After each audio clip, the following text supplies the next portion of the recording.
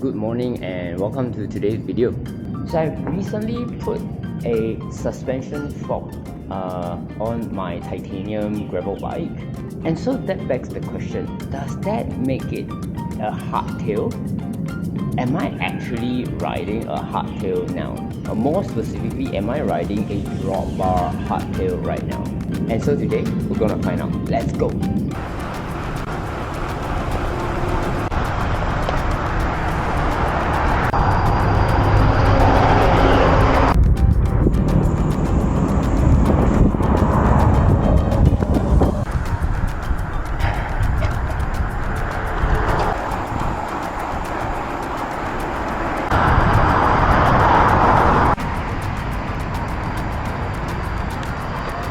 And here we are at Ben's favorite PCN. I guess let's start by unlocking, okay, the lockout, and we can go. You know, probably should have taken a break at the trailhead before I start rolling in already. But still, I'm just so excited to start on this trail. I haven't done a trail in many years. So, if you are wondering why I am giving up my Lao fork for this, is because the Lao fork is already 8 years old, and considering I've changed my frame to the titanium one, I also think it's time to upgrade the suspension, and so I've decided to go for a cross-country fork.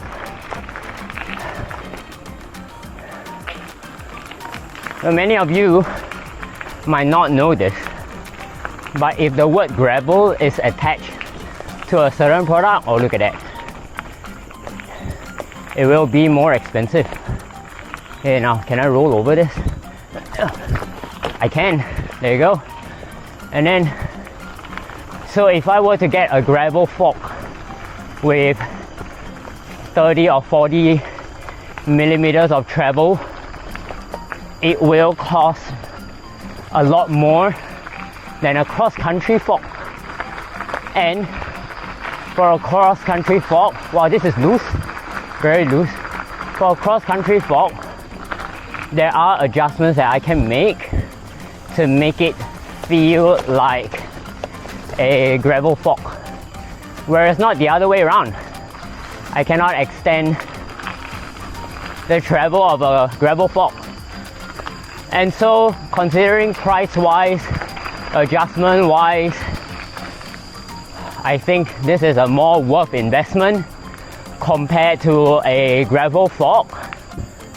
And so I've settled on the Fox 32 Float 29, which is a 650B fork,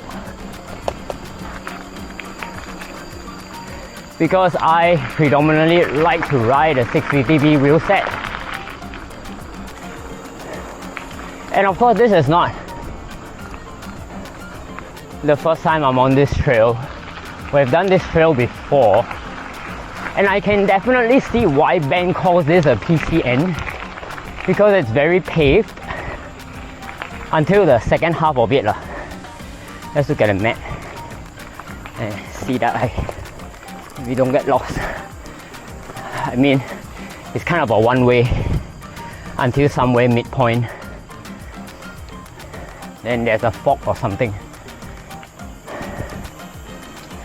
So yes, it has done pretty well so far. I'm feeling great on this. In comparison, the last time I did this trail, I was riding the Lao fork with not much adjustment to the suspension.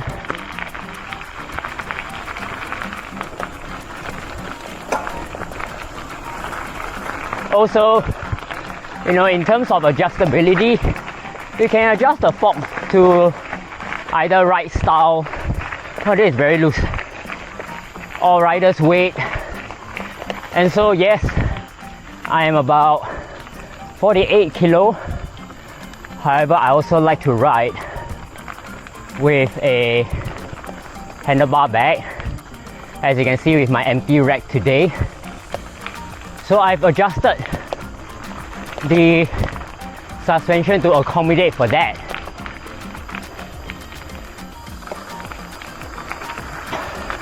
The recommended air pressure for this fork is about 65 psi for my weight. However, I have actually done it up to about 90 psi. The fork comes with already 80 psi, and I think that there's a lot of movement in it. And I thought there's not enough air, but apparently there's already 80 psi. So Ben and I have decided to set this up with 90 psi in mind, because with 90 psi because I like it to feel a little bit more rigid as I put power in the pedal. Oh, these tires have to grip. I'm so surprised, it's quite loose. This trail is very loose. Yeah, okay. And so, with the full release, without the lockout, I still get a bit of activation. Of course, today, I'm not riding with any load in front, so it activates a little less for me.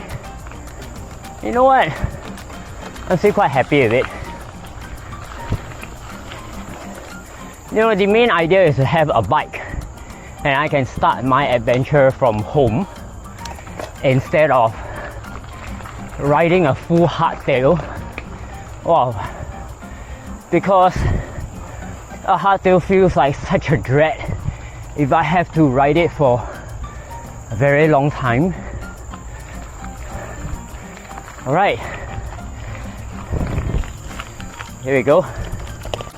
Whoops, I've made a wrong turn.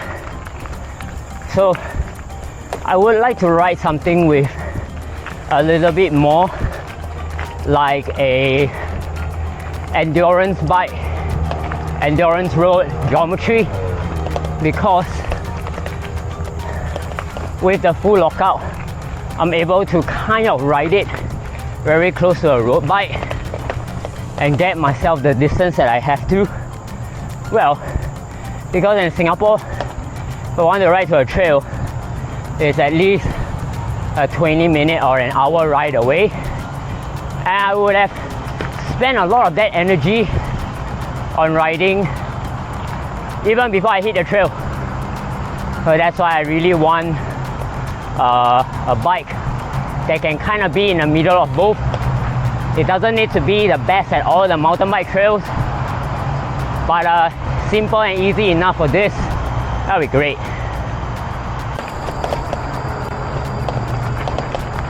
Okay, starting to feel a little rocky again. So, hey, confidence in the fork. Confidence in the fork. Come on. Confidence in the fork. Let's go. Whoa.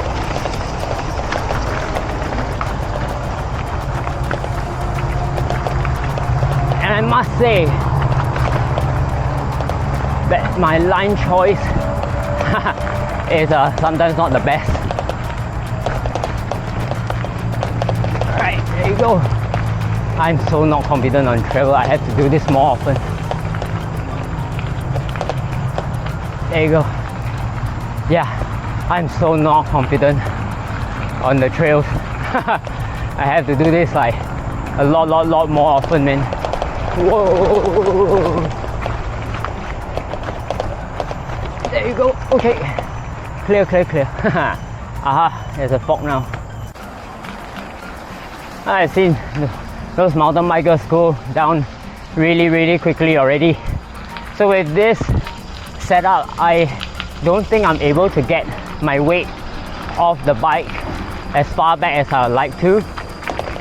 So that's why I'm not that confident in rolling down some of this stuff. But of course, this is considered quite mellow as compared to like many trails out there already. Hey, almost went into the ditch. You know, line choice is really one of those things. And I honestly am very surprised. Well, I honestly think that in Singapore, trails are constantly very slippery. So maybe a knobbier tire will work a lot better for this trail. Hey, the other downside for a gravel bike is that, you know, I'm running on one bike with a 48T chainring in the front. So there might be a chance that I ran out of gear. It's not low enough and I run out of gear. But when I'm bikepacking, it kind of gets me up quite a lot of hills. So I think that's kind of enough. Okay, there's a short flat section. I hope I can use this chance to take a break. There's gonna be, I think, a descent coming up. Yeah, I think there's gonna be a descent coming up later. So I'm kind of not looking forward to it. Okay, confidence, Shannon. Come on, let's go.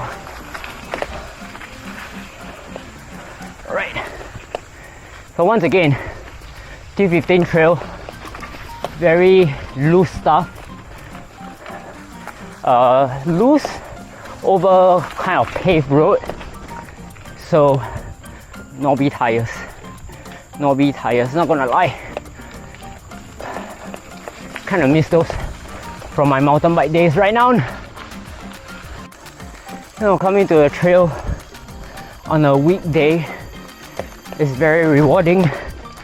You kind of feel like you have the whole trail to yourself, you know, with very minimal people coming up and down this trail. And I'm quite happy to share this trail with other riders, but nothing beats riding the trail, you know, mostly empty. Yeah, I feel like most of this trail is very rideable. With a rider of my level, which is terrible, as you can see how slow I'm crawling up this this section here.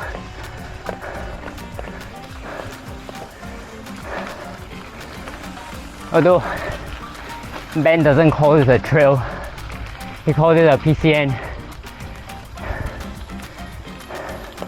And as for me, I don't see how this is a PCN. Okay, let's try this. Let's try and descend this properly. Okay, okay. Not bad.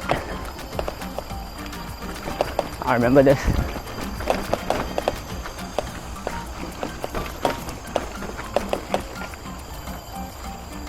Alright. Great, great, great, great, great. Nice, nice. Okay. It's a depth. Okay. Some parts are slippery. I just have to be careful about it.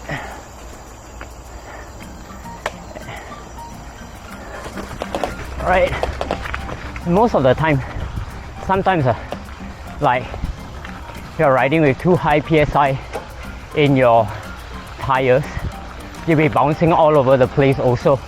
You don't want to have that. You want to just have a very smooth transition down. Great.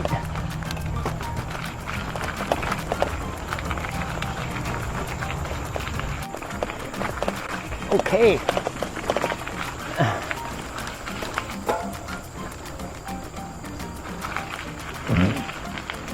Kind of flat. I think we're approaching the Chestnut car park or something. Whoa, Okay, my back wheel is like kind of slip sliding all over the place. It's very loose. I guess Singapore's terrain is kind of always been a little loose, like always loose. Right. Okay, I'm told that if I see a gate, I keep going and I'll see a gate.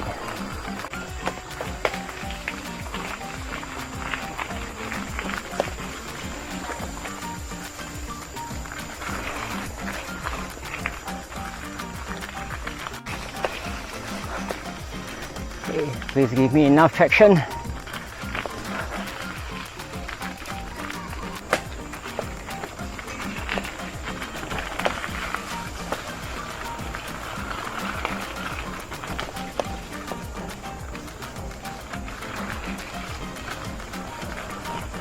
Okay, and I've made it out at Chestnut Point. There you go. Okay, I kind of survived a portion of the trail and I kind of want to do more. So I think I will keep riding to work on a PCN. And let's try the fog out on the PCN. Alright, let's go. And we are on the ever popular rail corridor again. So I'm taking this path all the way right down to Marina Bay Sands and then turning up to Kallang, going to work.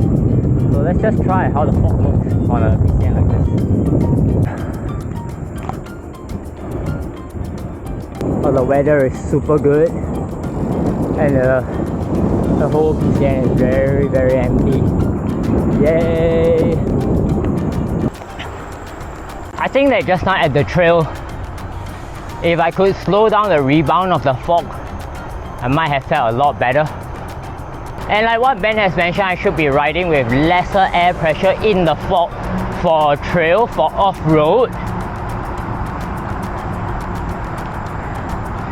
But I think that given the nature of what I usually do with it, as well as the mixed terrain, I think right now riding with 90 psi feels kind of okay.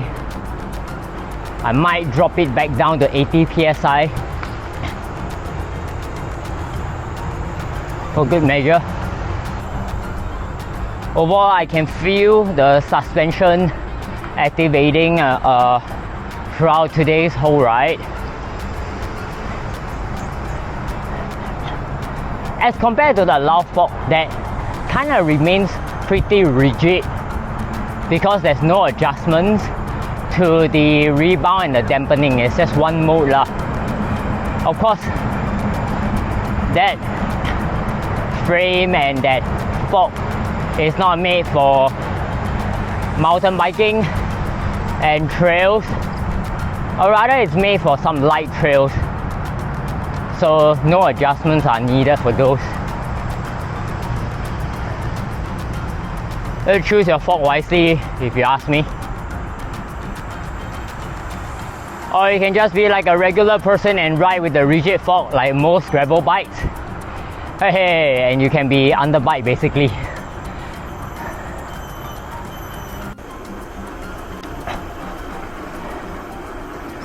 And so the next section after this would still be a little bit of road, and then we're getting back on the PCN again, all the way back to the office. And so on, like these paved roads like this, pathways with pedestrians, I want to see how the fog reacts, you know, when I do a sudden turn, or if I have to hop myself out of a way. In Singapore, we have very nice paved, you know, pathways, but it was completely different in Batam and Malaysia, as well as China. So I like to have some kind of suspension fog instead of a full rigid fog for situations like this.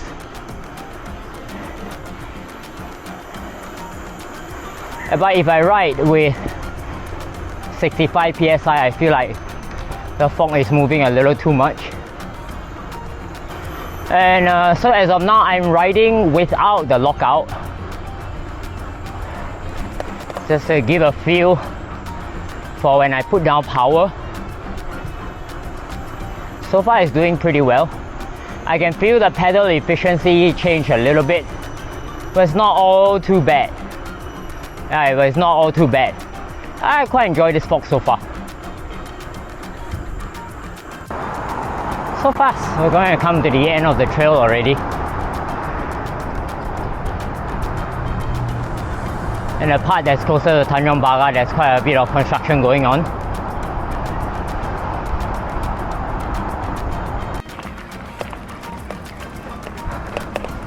Right, and suddenly we're in CBD. Yay! Okay, don't think I need a break. I just need to keep going. Oof, let's go. No, once again, very mixed terrain, and I think today is a very redeeming arc for me.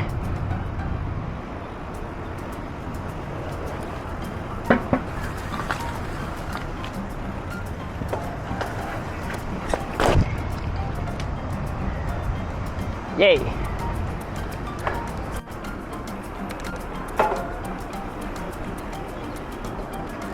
So I always love riding around this part of Singapore. It's very scenic.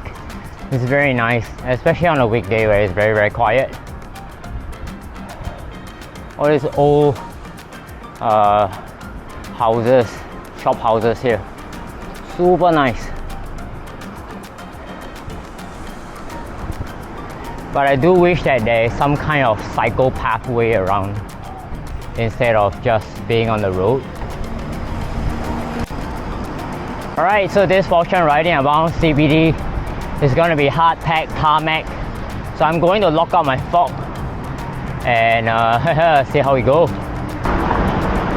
You know, not gonna lie, I always get a sense of comfort riding around CBD. So nice here.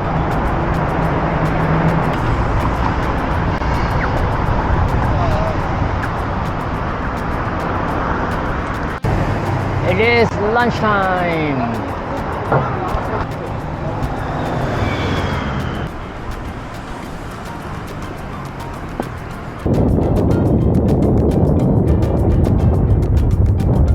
Hey, for those of you who would like to come to Singapore, you guys can actually rent a bicycle and ride down this pathway just outside Marina Bay Sands, all the way down to East Coast Park. It's a very wonderful, well-made pathway and lots of space for human traffic and bike traffic too. You can see so many cyclists around. Oh, so amazing to be living here, riding this. I wish I can ride this every day. And we keep riding near the clouded forest. Seems like it's raining indoors.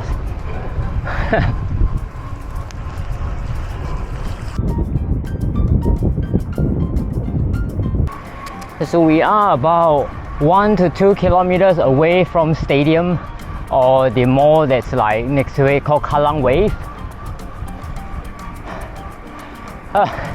You know what, I've gone quite quiet already because I think I'm bonking. Those of you who might already know, I bonk pretty often, and in Singapore it's very easy to just stop and look for food, so I don't really carry much gel or food with me. And so this time I'm gonna be stopping by Kallang Wave, hopefully be able to get a canned drink or something just so I can make it back to office and have a proper lunch. I also do prefer proper food as compared to gel and energy bar, because I think that they provide very good nutrition.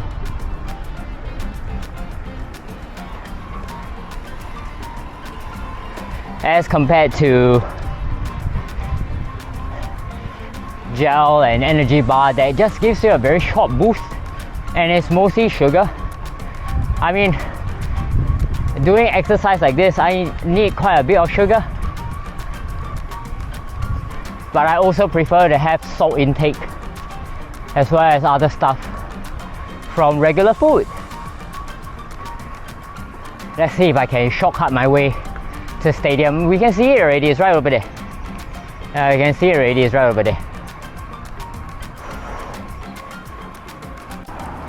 Hey, hey.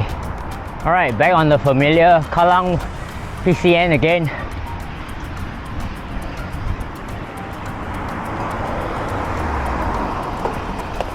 Not gonna lie, I really like this path. It's always next to a river, Kallang River. And I'm very close to bonking already. I got full bonk. So, but I'm also very close to office.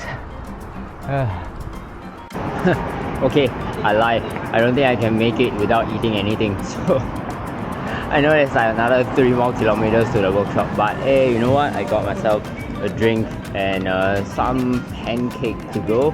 And so, you know, you gotta fuel yourself as you go on one of these like very long rides. So, yeah, okay. I'm not gonna eat the pancake right now because I have to meet a friend for lunch. So I'm gonna quickly finish up my drink so that we can keep riding. Okay, we're not far from the destination. All right, let's go. Back on the road.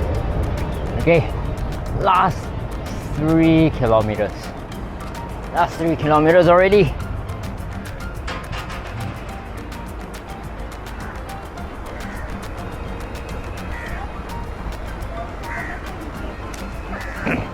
So today the whole ride is about 50 kilometers, and the whole time, of course, it wasn't just for testing the fog. I also want to come out and do a proper ride once in a while. I don't want to just ride to and fro work, but you know what, this time I am riding to work. It's taking a very big roundabout. So what do I think about this fog? I think that this fog is very capable, and even more so compared to the Lauf that I've been riding. The Lauf really, you can't really adjust a Lauf, and so you're kind of just riding that same 330 millimeter travel. But of course, the bike frame and all that is very road oriented, and so the gravel riding that is meant for that bicycle and that fork is not the same as the one for this fork suspension.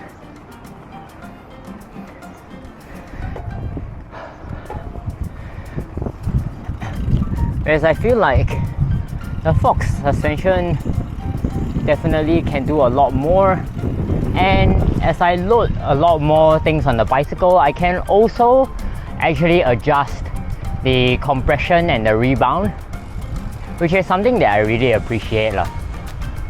Okay, so does this then actually make my gravel bike a hardtail actually? Yes and no, I guess. It has a more aggressive geometry compared to a hardtail. However, it's more relaxed than a road bike, so it's a very good like in between.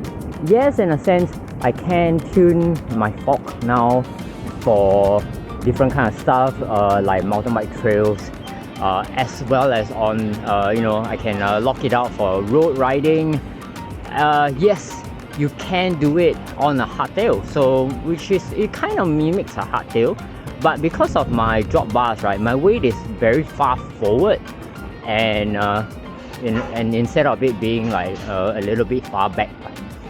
Okay, with that being said, this new riding experience definitely opened a lot more trails for me, so I really do appreciate how this new fork is working. Okay, if you like content like this, follow me on this channel, and we'll see you on the next one. Goodbye.